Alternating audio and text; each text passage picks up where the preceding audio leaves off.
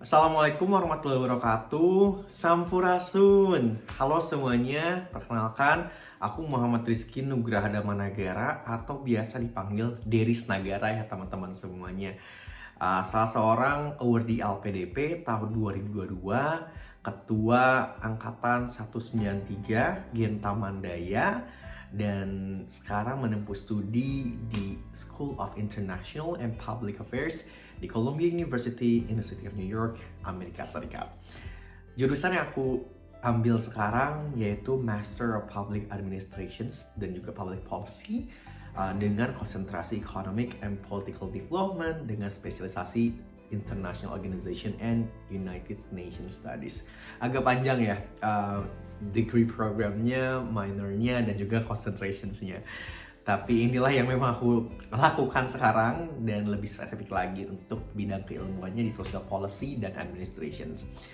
Di sini dalam video pertama aku ya, and welcome to my YouTube channel, bakal share banyak banget cerita, perhaps, dan tujuan aku di sini pun untuk inspirasi teman-teman semuanya, memotivasi teman-teman untuk menjadi the best version of yourself dan mencari lagi, menggali, mengetahui diri kalian lebih dalam dan help you guys untuk finding why and how your life purposes somehow, apa universe calls kalian atau passions, motivation kalian, and ya banyak hal yang aku ingin sampaikan kepada kalian di sini. So first thing first, I would like to say thank you so much buat teman-teman semua. Akhirnya aku membuat video ini dari sekian lamanya, dari tahun ke tahun. Ayo Kak Denis bikin YouTube videonya, ayo Kak Denis bikin channelnya. Karena kan aku aktif di Instagram juga dan TikTok. Dulu banget aktif banget lah di TikTok, tapi sekarang udah agak jarang karena semenjak aku pindah ke US dan settle down semuanya. And now aku mulai kembali untuk aktifkan social media because it's also one of my platform untuk share ke teman-teman semua tentang pengalaman hidup, arti kehidupan ini, motivasi untuk belajar, kuliah dan beasiswa dan lain-lain. Jadi thank you so much udah dibantu supportnya, dan here I am dengan video ini. Aku bakal share tentang cerita hidup aku. Kalau misalnya banyak teman-teman yang masih bingung atau mungkin belum pernah ketemu aku atau belum pernah melihat aku di sosial media, boleh banget dicek dulu Instagram aku dan TikTok aku di @derisnagara. Biasanya aku memberikan dan membuat konten inspiratif, edukatif, dan juga beberapa cerita-cerita tentang hidup aku yang alhamdulillahnya bisa menginspirasi teman-teman semuanya. Sekarang aku menjadi seorang presiden di Columbia University, tersebutnya BEM gitu, SIPASA, School of International and Public Affairs Student Associations, dan alhamdulillahnya menjadi presiden pertama dari Indonesia yang menjadi presiden BEM nih.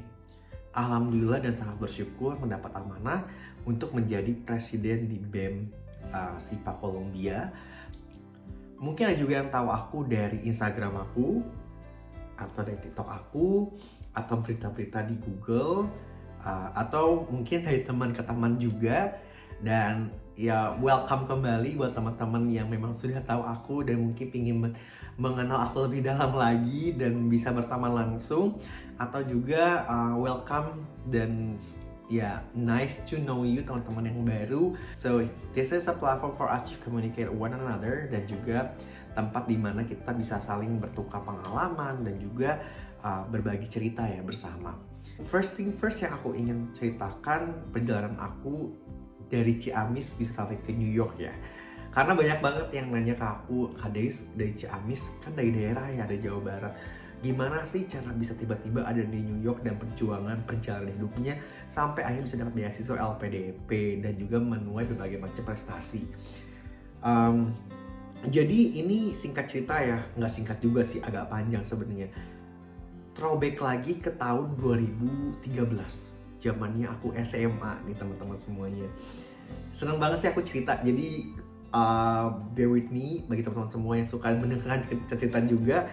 Ya udah dengerin aja cerita aku dan simak terus ceritanya. Nanti kalau misalnya ada komentar ataupun pingin nanya, boleh banget di kolom komentar dan juga langsung boleh ke Instagram aku atau di YouTube aku. Tahun 2013 tahun dimana aku masih SMA guys. Dulu aku SMA di SMA Negeri 2 Ciamis. To give you context, jadi aku lahir di Bandung. Keluarga aku memang asli dari Bandung, tapi kita move ke Ciamis tahun 2000 dan aku memang pas itu udah dibesarkan memang udah di Ciamis langsung gitu, KTP Ciamis, dan aku menganggap kalau diri aku memang orang Ciamis gitu. Aku dulu TK di Ciamis, SD Ciamis, SMP di Ciamis, dan SMA pun di Ciamis. Keluarga alhamdulillah datang dari keluarga yang berkecukupan secara ekonomi, namun ada sepak terjangnya di saat aku SMA, nanti aku ceritain. Terus keluarga dari papa kerja di PNS tapi udah pensiun. Kalau almarhum mama dulu memang sempat buka semacam butik buat keluarga, tapi akhirnya buka warung kios di rumah di garasi, sampai akhirnya sekarang ya maksudnya dulu sebelum meninggal udah nggak kerja sama sekali gitu. Aku punya 4 orang kakak. Yang pertama udah meninggal. Aku punya kakak namanya Kak Putri, Kak Bunga, Kak Satria, aku manggil AA ya, Aom, Teh Putri, Teh Bunga, sama Eteh yang udah meninggal almarhum.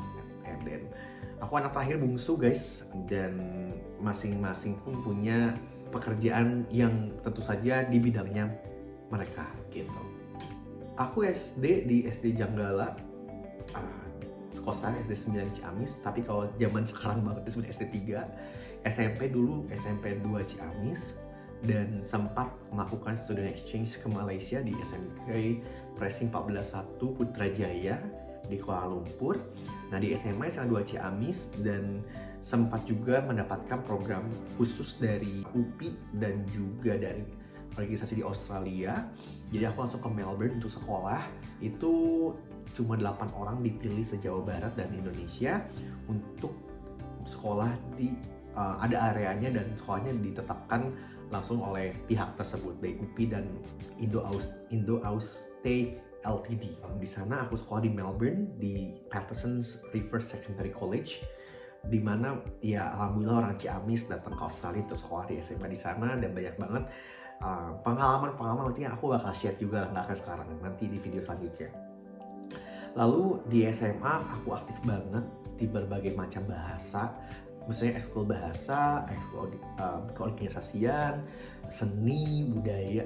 Dulu aku SMA dari SMP aku rangkap aja ya organisasi aku dulu lakukan. Aku ikut seni tari, karawitan, seni budaya vokal, solo vokal dan vokal grup, teater, bahasa Jepang, bahasa Mandarin, bahasa Inggris, biology club, math club, anak LKTI ya yang karya ilmiah, terus PMR aku pernah ikut juga, OSIS, dan yang paling aktif banget di Paguyuban Mojang Jaka Ciamis. Itu salah satu platform yang buat aku menjadi who I am today right now. Itu aku bergerak di organisasi kepemudaan dan budaya dan pariwisata itu tahun 2013. Jadi memang setelah aku pulang dari Australia, aku langsung mengikuti Mojang Jaka Ciamis gitu. Itu seperti duta wisatanya di daerah masing-masing. Di Jakarta misalnya Abang None gitu. Tapi alhamdulillahnya karena mungkin ini di daerah, jadi banyak banget kegiatan daerah yang kita bisa lakukan, dan itu pun cikal bakal aku langsung terjun ke masyarakat gitu.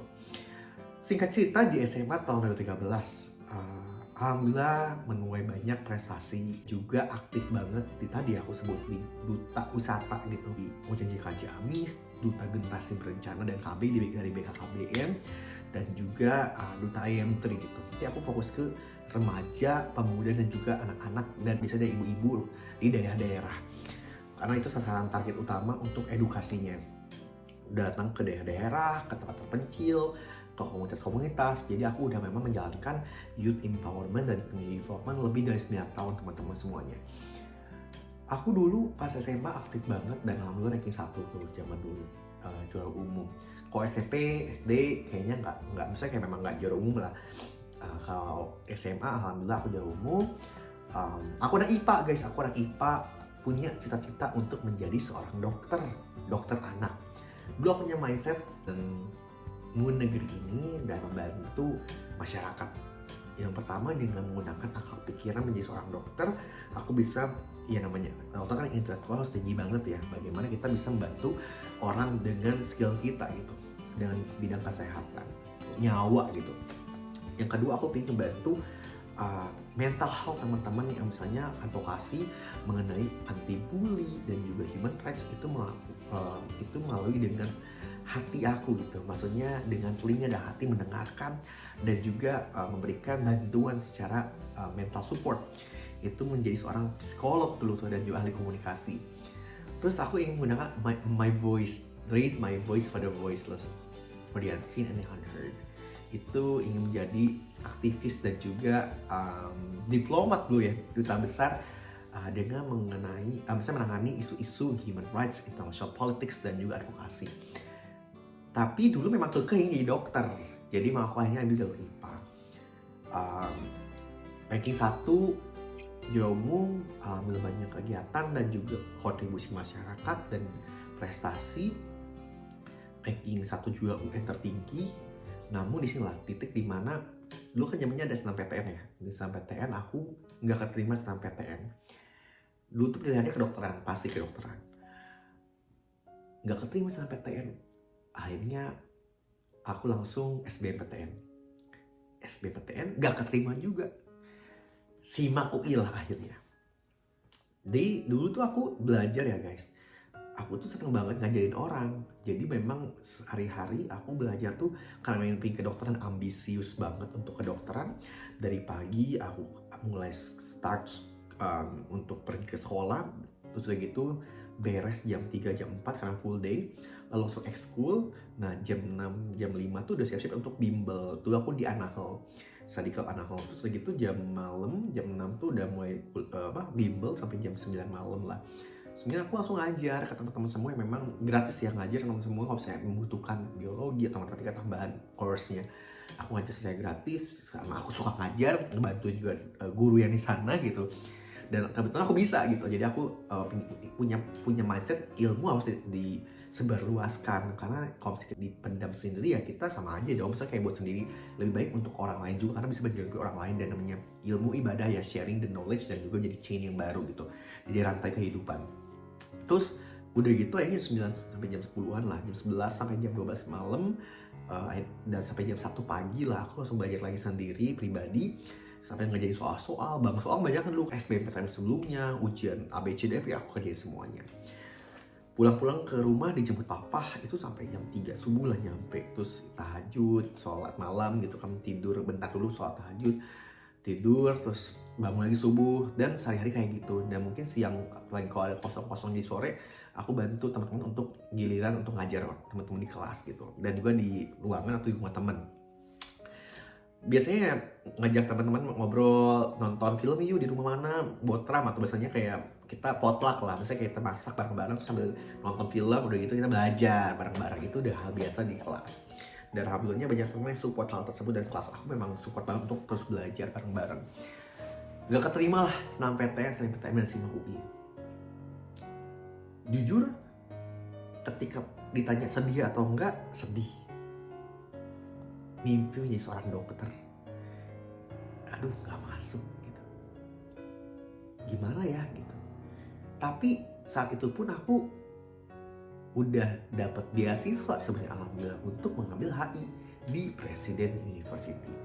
Nah inilah ya konsep dari private atau swasta dan juga public school atau negeri. Itu yang menjadi perdebatan zaman dahulu kala. Itu pertama public and private. Yang kedua juga mengenai jurusan. Aku pinginnya kan dokter ya, pilihan pertamanya. Anak IPA pasti kan zaman dulu mengotak-ngotakkan IPA dokter, research atau apa gitu. IPS hukum, HI dan sebagainya, psikologi. Di situ aku mikir lagi kayak, ini gimana ya? Papa dan ya keluarga sedih lah pasti. Dan even keluarga pun kaget ketika kok nggak keterima gitu kan. Sampai teman-teman aku se-Ciamis udah kaget, pernah bukan viral ya, maksudnya kayak jadi salah satu topik yang memang diperbincangkan di Ciamis gitu, di teman-teman SMA. Kok kok Dais nggak masuk, kok Dais nggak jidok, nggak masuk ke dokter ABCDFG gitu kan. Sampai akhirnya kayak aku mikir lagi, ini bener gak sih aku pingin, maksudnya kayak takdir aku di kedokteran memang nggak bisa gitu, kandas gitu. Sempat ada perdebatan batin gitu. Akhirnya aku mikir lagi, no, I think gak keterimanya aku bukan berarti ini aku bukan yang terbaik, atau misalnya bukan memang yang tidak pantas. Aku mikirnya kayak bukan gitu, tapi lebih kayak oh mungkin ada tempat yang lebih baik lagi buat aku yang sudah disiapkan oleh Allah gitu. Aku mikir lagi kemana ya gitu. Tapi aku pingin di lubuk hati aku pingin ngambil HI sebenarnya gitu. Ada rasa kayak iya deh kayaknya gue anak HI juga, karena semua lomba-lomba yang aku ikutin juga kebanyakan HI gitu yang related ke sana. Aku suka debate, aku suka research, aku dulu udah ikut ASEAN Summit gitu. Dan I think my whole personality masuk ke HI gitu secara, tapi walaupun gak ada standarnya, tapi aku kayaknya gue anak HI deh gitu. Akhirnya aku langsung yang nangis, berdoa, istiharoh gimana ya. Udahlah, akhirnya aku bilang ke guru BK sebelum aku bilang ke orang tua, guru ke BK, Bu, Pak, aku kayaknya udah mengambil keputusan untuk ambil HI deh di Presiden University. Diam-diam tuh akhirnya aku mengurusin si program beasiswa tersebut, karena aku full dalam beasiswa karena ditujukan bagi, karena itu program baru ya di Presiden University, namanya Bright program dibagikan untuk teman-teman yang pernah ranking 1 atau juara umum dan juga prestasinya ada di sekolahnya. Dan alhamdulillah ranking 1 tuh juara umum gitu dan prestasinya ada. Jadi akhirnya dapat beasiswa full 100% saat itu, nominalnya 250 juta sampai lulus gitu di HI Presiden University. Ya udah akhirnya aku udah ngomong ke guru-guru, akhirnya aku bilang ke orang tua, papi mami bilang baik-baik bahwa Mi, aku mau ngambil HI di Presiden University karena aku udah nggak sanggup lah melihat sekarang gini. Pertama, keadaan orang tua lagi memang tidak baik secara ekonomi, dan kakak-kakak pun belum maju seperti sekarang gitu. Alhamdulillah sekarang aku udah maju ya. Kalau dulu kan masih benar-benar struggle banget, papa pensiun sampai kita akhirnya banting setir lah gitu. Terus mama akhirnya buka warung, garasi yang tadinya buat mobil udah gak ada mobil, akhirnya kita jual mobil, udah gitu garasi dipakai buat kios, warung di rumah garasi. Bingung lagi. Sekarang kalau memang aku terdekat sama Allah gitu ya, untuk ambil kedokteran dan jadi dokter, berapa banyak biaya yang harus disalurkan buat program kedokteran? Aku mikir sampai situ, gak mau, gak tega gitu. Maksudnya kayak orang tua pun udah bayar, sekolah pun udah sangat-sangat alhamdulillah gitu dulu. Dan dulu kan aku udah beasiswa juga ya ke sekolah gitu. Tapi mas aku sekarang kalau misalnya kedokteran berapa ratus juta harus keluarkan, dan itu butuh waktu yang lama. Which mungkin saat perjalanan nanti jadi dokter bisa aja aku cari beasiswa lain. Tapi kan maksudnya kayak tega gak sih lu udah orang tua susah payah memberikan dana untuk hidup lu, sekolah SMA dan sekarang kuliah pun banyak struggle yang harus dilaluin. Dan I'm not coming from a privilege dalam ekonomik ya, status ekonomik gitu, yang misalnya kayak sangat very rich family, no gitu.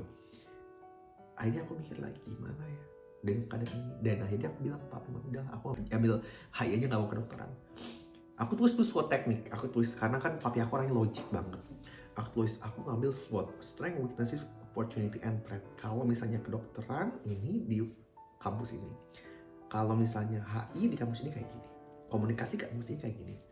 Aku tulis, kasih ke mami almarhum ya, mami coret, nggak salah, dari mami ke papi coret, balik lagi mami, sampai bolak-balik karena aku udah nggak ngomong sama papi lah, karena kita udah kayak agak perang dingin lah, udah nggak ngobrol dulu supaya masing-masing refleksi dulu aja. Karena maksudnya kayak papi memang kecewa bukan karena aku nggak masuknya, tapi kayak kenapa anak kita udah berjuang tapi nggak masuk. Papi ada rasa kecewa seperti itu. Sampai akhirnya udah, kamu kuliah nggak kuliah gimana? Jadi aku bilang ya udah aku ngambil aja di HI di Presiden University. Papi bilang nggak bisa dong, itu private. Maksudnya kayak papi kan dulu sama orang tua dan keluarga zaman dulu pengennya negeri, maksudnya negeri. Wah, anak negeri pasti nantinya lulus sukses gitu. Mindsetnya zaman dulu kayak gitu. Aku bilang ya enggak lah, maksudnya kayak ya menentukan kelulusan kan nggak hanya dari faktor kampus dong. Maksudnya kayak mau public kayak mau private kayak itu kan maksudnya balik lagi ke diri kita dan juga kesempatan dan rezekinya aja gitu, dan proses kehidupan kita. Ya namanya mutiara atau berlian kalau udah bersinar ya dimanapun dia berada pasti bersinar gitu. Dan setiap orang pasti punya value masing-masing, kita tinggal gali potensinya. Sampai akhirnya aku mikir lagi, udahlah aku ambil HI di Presiden University dengan gratis, beasiswa udah full gratis, tinggal biaya hidupnya aja gitu. Dengan sekarang keterbatasan ekonomi mau bilang apa gitu. Akhirnya aku bilang ke orang tua udah ambilin aja.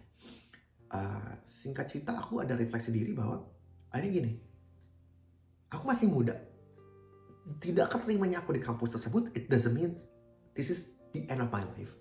Aku bilang bahwa don't be afraid before sunset, because like a great person is not someone who will be the best, number one or winner, but someone who could survive, get up, and face the trouble in their life. Aku langsung mikir gitu dengan perjuangan aku yang aku lakukan sekarang, dengan apa yang aku punya sekarang, ya udah aku jalanin aja.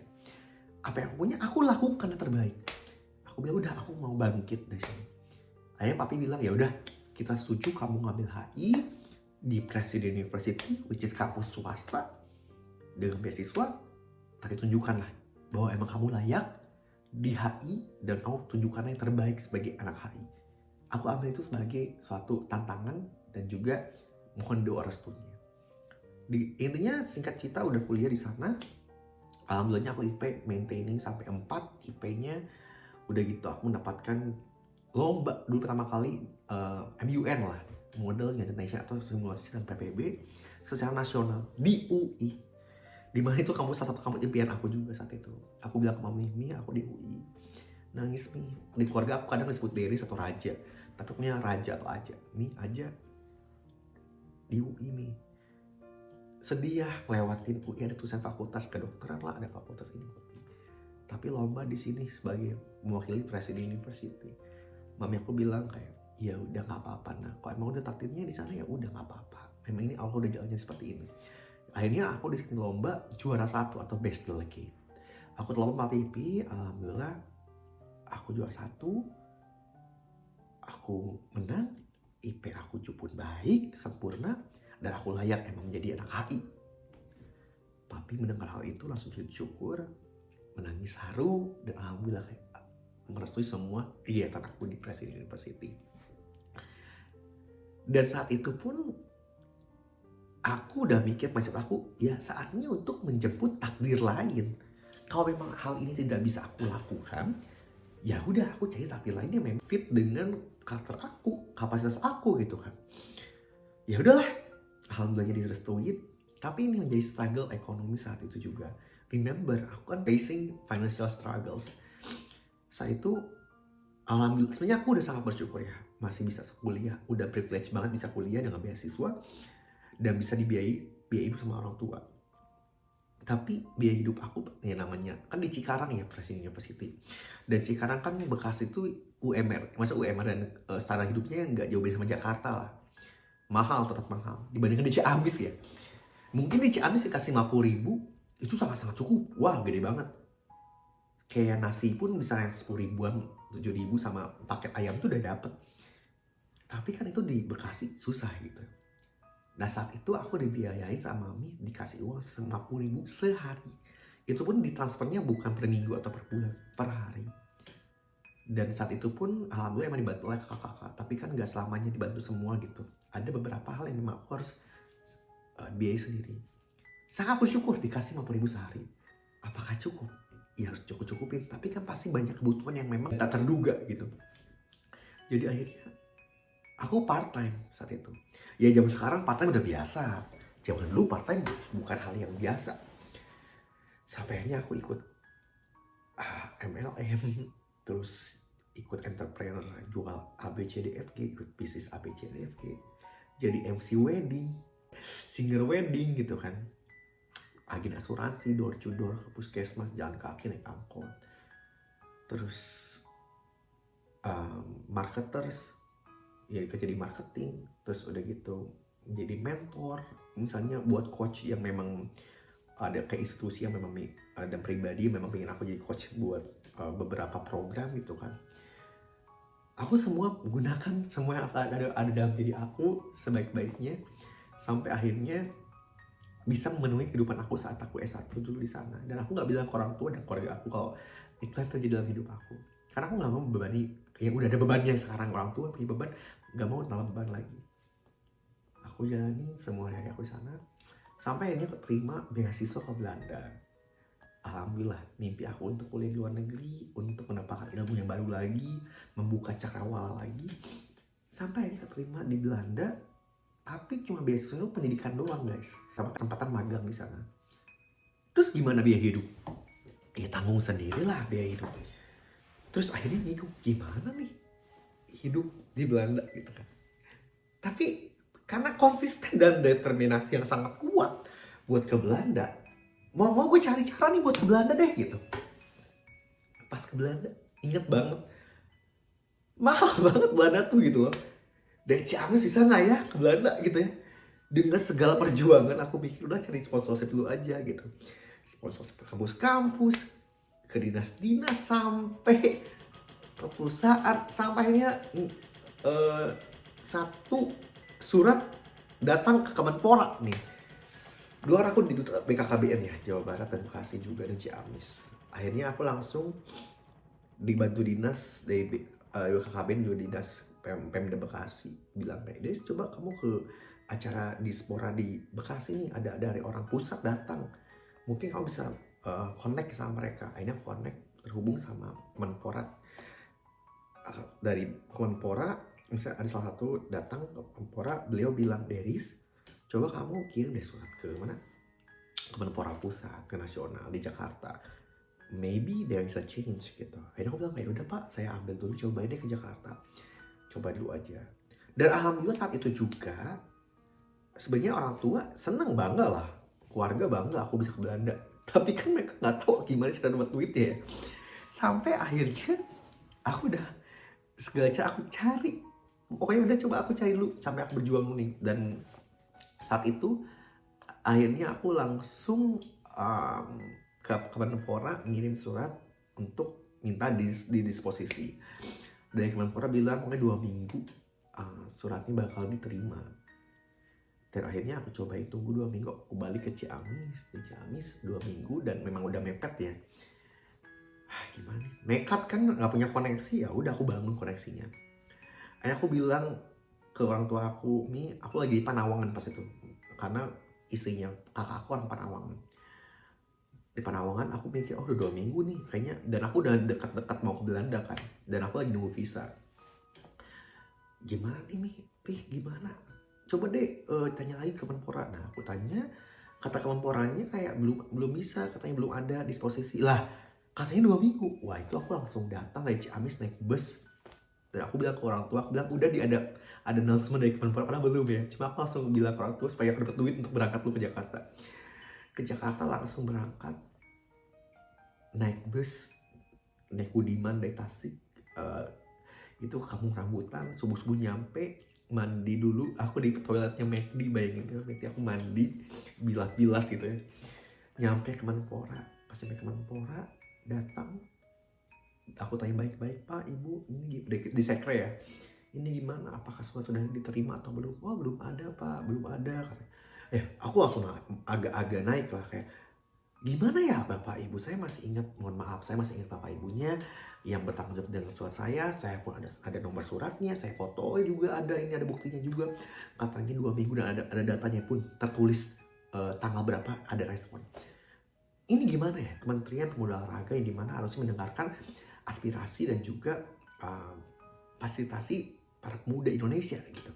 Apalagi teman-teman pemuda Indonesia yang ingin berkontribusi untuk bangsa dan negara ini.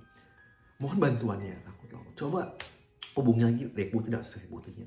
Wah, kok langsung ngomong gitu? Coba tolong, ini kan dinas, biasanya kayak kementerian buat pemuda olahraga, harusnya kan difasilitasi, didengar gitu pemuda.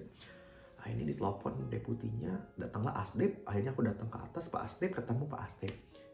Tapi alhamdulillah dengan memang udah tujuannya baik ya, tiketnya dibuka dengan open arms, dimana Pak Asdep langsung, wah ini gimana nih, kita sebagai Kementerian Pemuda Olahraga mendengarkan semua aspirasi pemuda-pemuda bagi kontribusi dan prestasi nih. Akhirnya kita bisa bertemu, alhamdulillah banget, membangun silaturahmi yang erat banget. Pertama kali jika bahkan aku bisa dekat banget dengan teman orang, maksud dalam bentuk kontribusi ya. di situ. Tapi saat itu memang budget memang tidak ada dan tidak ada skema untuk bantuan. Tapi alhamdulillahnya, dan walaupun tidak ada budget untuk membantu aku, setidaknya ada rekomendasi ke Ristekdikti dan Kemendikbud. Akhirnya aku datang ke Ristekdikti karena Kemendikbud nggak bisa. Kemendikbud kan fokusnya ke anak SMA gitu. Akhirnya aku langsung ke Ristekdikti dan akhirnya bolak-balik nggak bisa juga dapat skemanya program dari Kemendikbud. Akhirnya kayak gimana ya Allah, aku udah kayak bingung di Jakarta. Aku nggak mungkin dong bilang ke orang tua kayak mereka nanti bakal ngasih uang gini. Kalau misalnya aku bilang kayak nggak ada duitnya kan nggak mungkin ya. Jadi akhirnya aku nggak bohong ke orang tua sama keluarga. Pi, aku di Belanda udah siap kok, udah ada rumahnya kok, udah ada kerjaan magang, duit udah ada semuanya, tapi belum ada nih siap duit berangkatnya gitu untuk pesawat. Dan akhirnya visa pun aku apply, dan alhamdulillahnya saat itu memang keluarga kakak ipar aku tuh kebetulan ada punya bisnis dan uangnya, maksudnya rekening korannya bisa dipakai buat menyatakan bahwa dia garantor aku. Karena kan namanya visa harus ada, apalagi di Eropa harus ada garantor ya, misalnya penjaminnya siapa. Dan saat itu alhamdulillah kakak iparnya ada bisnis, jadi aku bisa menggunakan relasi kakak ipar untuk membuat visa itu, dan alhamdulillah keterima. Satu visanya diterima, alhamdulillah banget. Secara visa memang udah Allah tuh dikasih jalan. Aku aja bilang ke orang tua, gimana Mi, ya aku minta uang bantuan, tolong ajak orang tua dan kakak-kakak aku untuk cari untuk berangkat aja pesawat dan juga bulan pertama. Dikasih lah dan dapat, alhamdulillah. Kalau nggak salah aku megang sekitar uang 400 euro, nggak terima, pokoknya sekitar 6 juta, 7 juta, 8 juta lah uang pegang, dan berangkat pesawat pertama. Dan teman-teman, saat aku di sana di Belanda, aku nyampe itu tuh, pas aku nyampe Belanda tuh bener-bener yang keadaannya aku tidak punya rumah, belum ada kerjaan, kuliah pun masih belum mulai, gimana nih gitu kan. Alhamdulillah ada teman, aku nginep di teman di lantainya teman aku selama 2 minggu. Dan hari pertama aku langsung dapat kerja magang di beda kota. Aku kuliah di Arnhem, tapi magang aku di Nijmegen. Kalau sekarang di US naik kereta kan cuma $2,75 ya, naik subway atau bus berapa. Di Belanda itu mahal banget, sampai ada tiketnya berapa lah gitu. Duit gimana gue mau kuliah, mau kerja, mau hidup juga punya. Rumah juga dapat akhirnya. Harganya cuma 275 euro. Biasanya rata-rata anak-anak yang ngeren satu ruangan atau satu dorm atau apartemen itu minimal 350, 500 sampai 700, 600 lah euro. Ini gimana dapat, alhamdulillah. Tapi memang ruangannya kecil guys. Itu kayak, tahu nggak sih ruangan Cinderella yang rooftop, yang memang ada jendelanya chimney gitu. Kalau misalnya buka dikit salju turun gitu. So sad, tapi memang itu yang bisa aku dapat saat itu. Ya udah, akhirnya aku langsung dapat juga ide gimana caranya bisa kuliah dan juga kerja ke sana dengan memang masih kayak hemat. Dapatlah sepeda gratis dari tetangga dan church gitu. Ya udah guys, jarak tempuh dari rumah ke kampus dan ke tempat kerja itu kurang lebih 30 km. Jadi kalau bisa kita pulang pergi itu hampir 60 km. 50-60 km.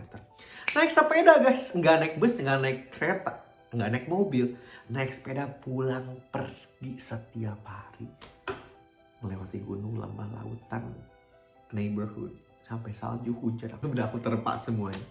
Kuliah, kerja, pulang, atau kerja dulu nanti pulang lagi kuliah, terus nanti ada kerja lagi. Itu 2 jam naik sepeda guys sekali berangkat. Bayangin gimana nggak kuat, misalnya kayak betis aku langsung kuat melakukan perjalanan sangat jauh gitu.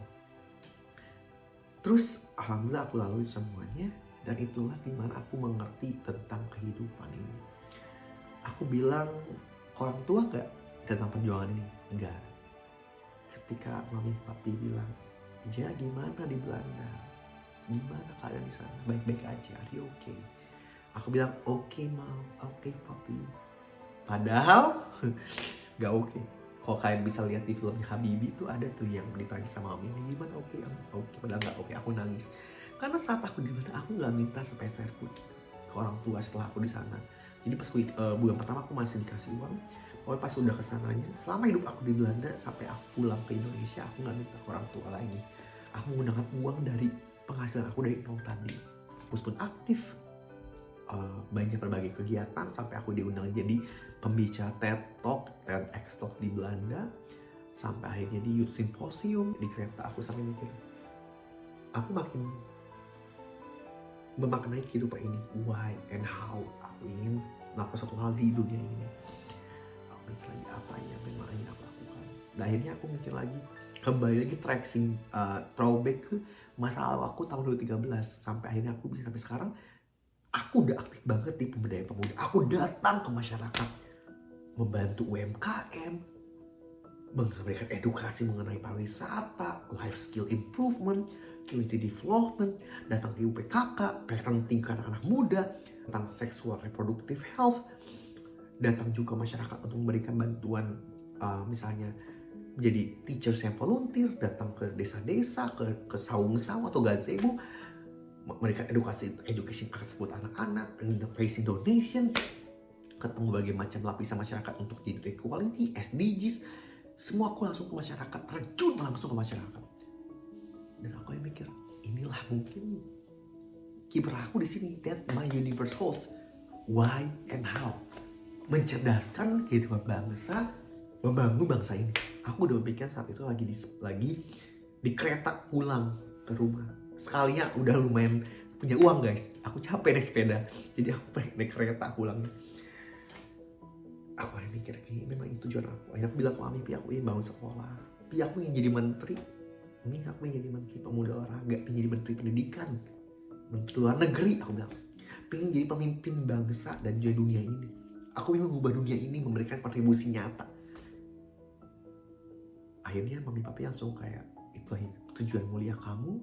Bismillah, kalau memang udah jalannya dan memang dibantu dengan semuanya, jalanilah nak. Ya udah, akhirnya pulang ke Indonesia. Dan di Indonesia aku belum cerita ke orang tua gimana perjuangan itu. Sampai akhirnya aku kerja jadi manajer karena mereka buka cabang ke Indonesia di perusahaan yang di Belanda, bergerak di pendidikan. Dan akhirnya aku kerjasama dengan Ristek Dikti, keliling sendiri dan akhirnya tim bareng dari perusahaan bertiga, keliling dari Sumatera sampai Papua, datang ke masyarakat semua, memberikan education access, memberikan infrastruktur IT dan application, peningkatan bahasa Inggris, dan juga arti dari pentingnya pendidikan, dan juga bagaimana fasilitator seorang guru. Mungkin tujuan utama dari perusahaan sosialisasi mengenai aplikasi bahasa Inggris, dan juga dari Ristek Dikti mencari bagaimana implementasi IT dan juga pentingnya pendidikan di berbagai macam kampus yang sudah diseleksi sama Ristek Dikti gitu.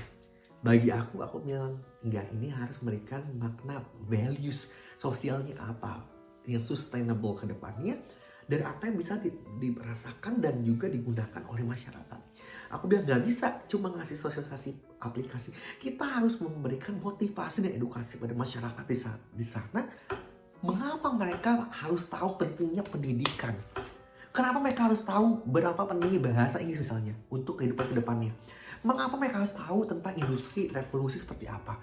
Mereka harus tahu juga kenapa mereka harus mengetahui pentingnya belajar tentang education access, pentingnya misalnya community development, life skills dalam hidupnya mereka, motivasi bahwa banyak anak daerah yang sangat berpotensi untuk maju membangun bangsa ini, tapi mereka nggak punya akses gitu. Itulah yang harus dimotivasi, memberdayakan mereka dengan memberikan harapan bahwa inilah yang mereka inginkan sebenarnya. Akhirnya di-approve, akhirnya aku bisa memberikan motivasi ke teman-teman semuanya. Datang dari Sumatera sampai Papua, setiap hari pindah-pindah kota dan provinsi dan pulau, aku tanya ke mereka, apa yang ingin kalian lakukan jika kalian mendapatkan proper education? Mereka bilang, Kak Deris, aku ingin membantu keluarga, aku ingin bangun negeri ini. Aku nangis dengan memberikan motivasi dan juga pengalaman hidup yang pernah aku alami. Such irony, karena ironinya gini, aku alhamdulillah mendapatkan privilege bisa menjadi mahasiswa, bisa dapat international exposure. Tapi di sisi lain aku akui bahwa aku nggak punya privilege secara ekonomi. I'm not coming from a very rich family. Tapi look at them, they have to cross the river, they have to cross the forest dengan electricity yang kurang, dengan sistem infrastruktur yang kurang. Tapi dengan segala keterbatasan mereka mau untuk belajar, mereka mau datang ke kelas yang aku kasih. It's such a wonderful ideas dan moments yang pernah aku alami. Bisa bertatap langsung, itu menjadi humble privilege buat aku bisa sharing my knowledge kepada mereka dan aku banyak belajar dari mereka. Setelah aku memberikan motivasi, mereka langsung bilang gini, semua orang, Kak Deris, terima kasih banyak telah memberikan mimpi dan harapan buat kami, buat saya. Dalam hati, pikiran, aku langsung nangis saat itu.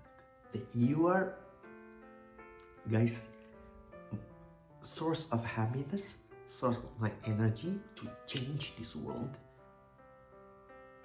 Aku langsung punya tekad kembali. Memang aku udah tanamkan tekad tersebut kan, tapi maksudnya kayak langsung makin menggebu-gebu. Ini adalah janji aku untuk membangun Ibu Pertiwi, mencerdaskan kehidupan bangsa dengan apa yang aku punya sekarang. Dan terus aku belajar untuk terus memberikan kontribusi nyata.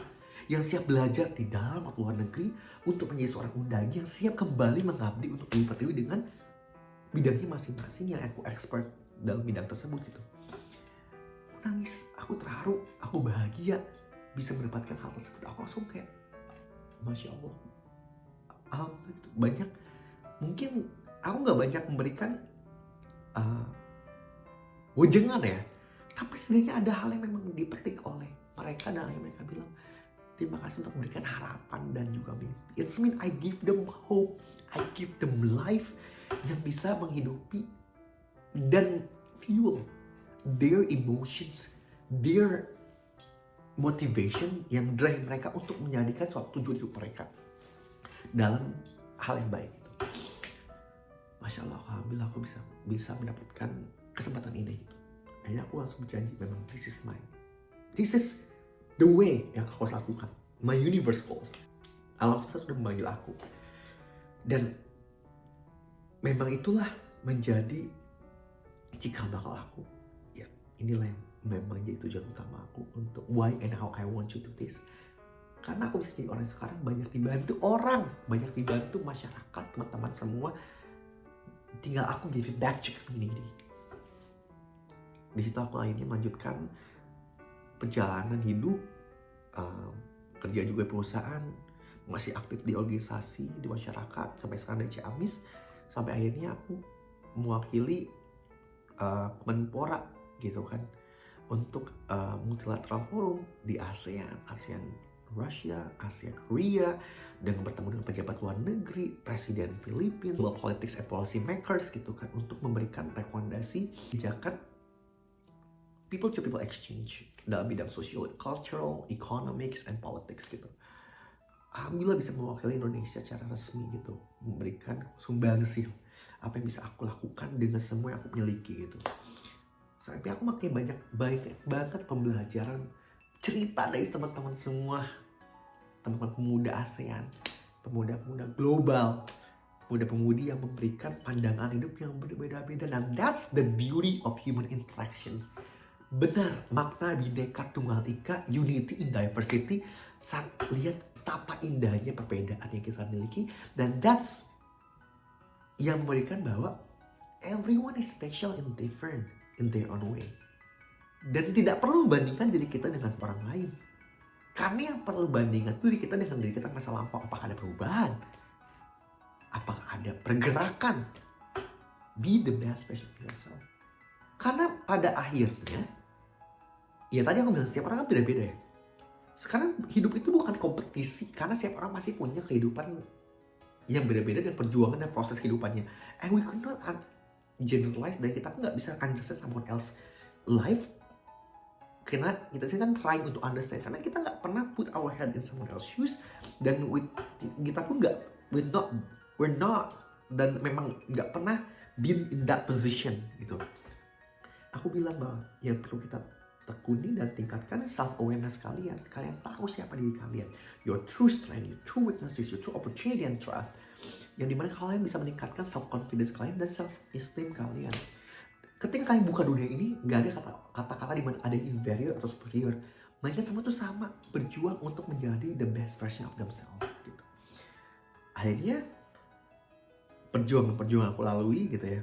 Alhamdulillah sampai aktif di boyband, The Galaxy, banyak banget pengalaman hidup di sana pun gitu kan, banyak pelajaran-pelajaran mengenai dunia baru buat aku. Terus aktif juga di Putra Pariwisata Nusantara bersama Eljon Pageants gitu kan, makin banyak kerabat baru gitu kan, teman-teman baru untuk belajar dan sharing. Sampai titik dimana tahun 2020 saat aku lagi belajar via komunikasi call dan juga video call sama orang tua aku, sama mami. Tahun 2020, that was the hardest moment of my life. Masih asik ngobrol, ketawa-ketawa. Nih, gimana? Pi, gimana? Gitu kan. Mami masih ngobrol, gimana? Lagi apa? Lagi belajar. Sampai akhirnya kayak, aku bilang, nih aku masih belajar, aku malamnya aku mau ada acara, jadi aku nggak bisa banyak menggunakan HP dulu. Gitu. Ya udah, istirahat, main banyak, makan yang benar. Aku nggak buka HP, pretending nothing happen, dan memang tidak ada masalah gitu. Sampai akhirnya keesokan harinya pagi-pagi aku benerin HP karena HP-nya rusak. Dapat panggilan dari kakak, Dek di mana? Kenapa HP-nya nggak nyala? Aku bilang, ya lagi bener itu, lagi nelfon ke orang kosan karena aku dulu ngekos kan. Pulang ke Ciamis, mami koma. For the first time in her life, mami mempunyai penyakit jantung dan nggak pernah koma. Mau dioperasi, mau diri, nggak pernah koma. Sampai pertama kalinya beliau operasi dan komplikasi, dan akhirnya koma. Aku pulang ke Ciamis di Jakarta. Dari Jakarta aku langsung kayak berdoa, ya Allah, bismillah, bismillah. Pas nyampe, keadaan mami udah koma, lay on the bed, dan memang ya udah nggak bisa. Aku udah kayak mikir memang ini udah jalannya, kayak mami udah banyak struggle dalam menghadapi hal ini gitu. Saatnya mami istirahat. Ada rasa di mana kayak, oh memang udah jalannya kayak seperti ini. Memang kita harus let her go. Tapi istilahnya aku gak mau let her go for now. Saya kayak masih kangen gitu. Akhirnya aku ngobrol sama mami, bahwa mami udah koma, tapi aku tahu deep inside that situation mami masih mendengarkan. Ya udah, aku langsung bilang ke mami, mohon maaf segala-galanya. Aku bercerita ke mami sambil menahan nangis kayak. Sampai akhirnya aku sambil belajar lagi Zoom gitu kan, mami masih koma. Aku bilang kayak, ya udah, bismillah, bismillah. Sampai akhirnya aku punya janji dulu, aku punya janji ke mami pingin banget aku dengar baca Al-Quran depan dia, depan almarhum. Akhirnya depan almarhum aku langsung megang tangan mami, Mi aja sekarang baca Al-Quran ya, baca Yasin buat mami. Saat itu memang lagi silence banget, semua kakak lagi di bawah kecuali teh bunga lagi beres-beres sambil pijitin mami, tapi memang pandangan dan pikirannya lagi kosong. Papi udah capek, papi udah tidur di sofa sambil aku baca Yasin sampai ayat terakhir, hampir ayat terakhir. Cahaya putih langsung kelihatan dan memang lagi open, lagi sedih. Maksudnya lagi silence banget. Sampai aku pegang, biasa suara pernapasannya udah gak ada suaranya. Akhirnya tiba-tiba ayat terakhir dari yang langsung aku kaget, sampai getar tangan aku karena aku fokusnya baca Yasin di bawah. Aku nafas terakhir Mami. Dan aku lihat Mami terharu senyum. Dan aku bisa lihat cahaya putih langsung masuk ke Mami. Aku langsung bilang ke Papi, Pi, bangun Pi. Bangun. Aku agak teriak, dokter, suster, ini gimana? And that's the moment ketika the love of your life, orang tua kalian, dunia aku berasa kayak belah, tapi kayak blank, tapi di sisi lain kayak harus menerima hal itu. Sampai akhirnya udah gak ketolong, kayak bawa ke ambulans, balik ke Bandung, di ambulans masih megang Mami, nyampe dimandiin, dikain kafanin, sampai dikuburin, dan I had to be strong and face that reality. Tetap lanjutin studi aku saat itu, dan akhirnya kayak di boyband tuh baru menata karir aku. Akhirnya udahlah, aku lakukan apa yang aku harus lakukan. Dan sebelumnya aku memang pernah sempat ngobrol sama papi Mami, memang aku pingin kuliah S2 di luar negeri, pingin di Amerika atau di Inggris, dan di kampus top dunia gitu. Akhirnya aku bilang Mami juga, Mami dulu aku pernah lihat kasih video graduasi, aku pengen jadi orang yang memang menjadi orang pertama di Indonesia yang memberikan speech graduasi dan menjadi pemimpin global dari Indonesia. Ya, life must go on. Dan terus banyak banget aku dibantu oleh teman-teman semua, dikasih support, dan alhamdulillahnya banyak sekali bantuan dari teman-teman semuanya. Sampai akhirnya tahun 2021 aku keluar dari boyband, aku merasa bahwa I think I need to do what I have to do, dan aku ada hal lain yang ingin aku lakukan. Sedih, keluar dari boyband sedih, pasti sedih. Maksudnya kayak teman-teman udah dianggap keluarga, manajemen semuanya. Tapi akhirnya aku bilang baik-baik, izin keluar, dan keluar menempuh studi aku di Kolombia. Bantuan mentor banyak banget. Oh, ini yang tentang Kolombia bakal aku ceritain nanti ya, karena ini udah hampir sejam. Nanti ada part 2-nya dari Ciamis to New York. Cuman akhirnya saat itu tahun 2021 cikal bakal aku mulai mendaftarkan diri ke Columbia University. Nah, akhirnya bisa keterima di Columbia. Intinya teman-teman semuanya, everyone is special and different in their own way. Setiap orang punya potensi masing-masing yang bisa kalian gali dan terus drive your passion and motivations. Dan teman-teman semua, bayangin ya, saat itu aku balik lagi ke zaman aku yang mengelilingi daerah-daerah. Aku bantu masyarakat, belaga berbagai macam lapisan masyarakat. Ibu-ibu, bapak, anak-anak, remaja, anak jalanan misalnya, under development area misalnya, yang rural area, datang ke pesisir, ke kampung-kampung, ke desa-desa, dengan segala keterbatasan, masih ada senyum dan mata penuh dengan harapan yang sangat cerah datang dari mereka. I want to be a person yang bisa bantu mereka berkontribusi terus mencerdaskan kehidupan bangsa yang inginnya ya membangun negeri ini gitu. Dan sampai akhirnya aku mendaftarkan diri ke LPDP untuk beasiswa untuk kuliah di Columbia University. Ya,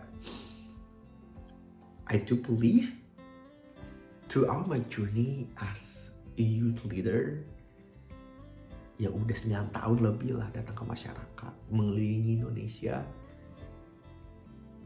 sadly realizing there's still some of the youth, children, or even family that are having a difficulty untuk access to education, to opportunity, to empowerment, while the bright eyes yang penuh dengan mimpi, harapan, asa cita datang dari mereka. Dan ingin disitulah di momen kayak, this has strengthened my resolve with hope to bring inclusive change for Indonesian development through public policy, advocacy program yang ininya balik lagi untuk membangun negeri ini. I want to be an impactful global leader with integrity, dan akhirnya bisa membantu negeri ini dan juga as a whole world. Sampai akhirnya alhamdulillah juga ya dapat disematkan penghargaan dari Kemenpora RI, Pemuda Hebat 2022 dan Pemuda Inspiratif Indonesia tahun 2021. It means alhamdulillah aku bisa reach out teman-teman pemuda di Indonesia untuk terus memberikan inspirasi, motivasi buat teman-teman semuanya. So jangan lupa pantengin terus video selanjutnya, itu bakal aku ceritain tentang perjuangan aku start pendaftaran ke Columbia sampai sekarang. Thank you so much for teman-teman yang udah mendengarkan hampir sejam video ini. Sebenarnya masih banyak yang ingin aku sampaikan. Nanti aku bakal terus aktif di video selanjutnya. So don't forget to follow my social media, TikTok dan Instagram aku di @derisnagara. So thank you so much guys and see you in the next episode. Assalamualaikum warahmatullahi wabarakatuh. Hatur nuhun.